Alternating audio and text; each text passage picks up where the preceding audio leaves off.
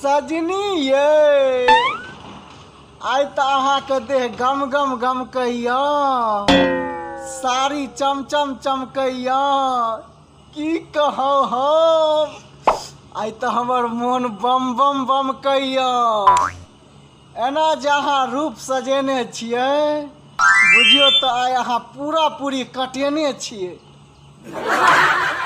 कसम से कहै छी ई अहाँके सुंदर सुंदर होठ तै पर से मुस्कान आइ तो बुझाइए जात हमर जान। वाह की अदा क यौवन का रस भरपूर बनेने छियै अहाँ तो हमरा अपन सजना बनेने छियै।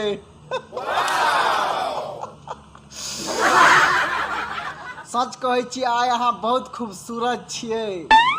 पता हेतै कि नहीं अपना दुनू गोटे में कोन चीज के मूरत हेतै।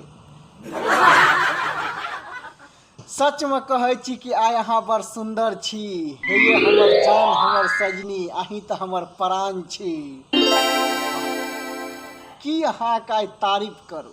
Amazing! गजब अहाँ तो एना बुझाइ छै कि जेना कि अन्हार घर के इजोत क देबै एकदम चकाचक झकास। बाप रे एमे रुकियो कनी। अरे अहाँ के आँख में हमर फोटो ये की बात छै गजब। एगो बात कहूँ अहाँ शीशा नहीं देखब अहाँ एना नहीं देखब नहीं तो एना बेचारा शर्मा जेतै। हाँ अरे अहाँ तो साक्षात एगो आईना छी देखै छी अहाँ के आँख में हमर तस्वीर देखाइए। हाय सजनी आइ त अहाँ के संगे मोन हमर बड़ खुश या।